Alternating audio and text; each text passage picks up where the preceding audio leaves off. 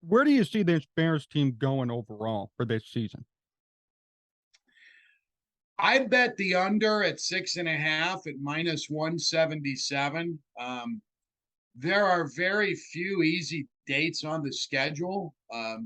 Houston coming to town in week 3 would be probably their easiest game of the year. The Jets are every bit as bad as the Bears are, but the Bears have to go to New York, and I'm pretty sure that game's in November.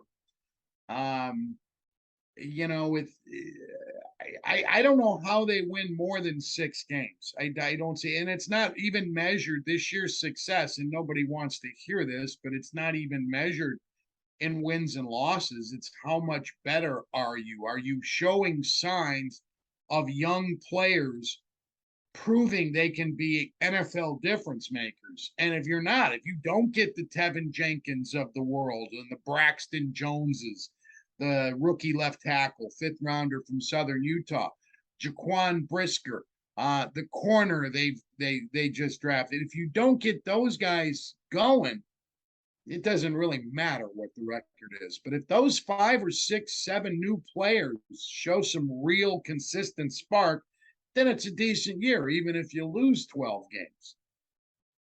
What's going to be your judgment of criteria for Justin Fields and his progress?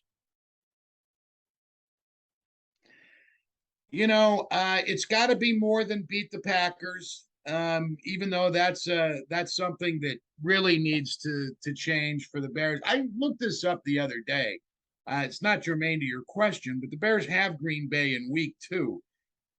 It was 30 years ago this season when Favre took over for the Packers, when he started 13 games his first year there. So 30 years, 2 meetings a year, 60 regular season meetings between the Bears and Packers. The Packers have won 45 of them.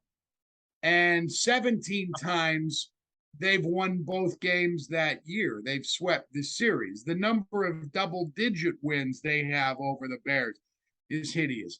How do I measure Justin Fields? It's not linear. It's you'd like to think that it's that way, but it's not. He's got to throw 20 touchdown passes this year, minimum, preferably 30. Another, 6 or 8 on the ground. Third down conversions have to be better. They need to set up less long situations on third down. They're third and long way too often. Those are the kind of things. And leadership's not something you quantify necessarily with numbers, but you know it when you see it.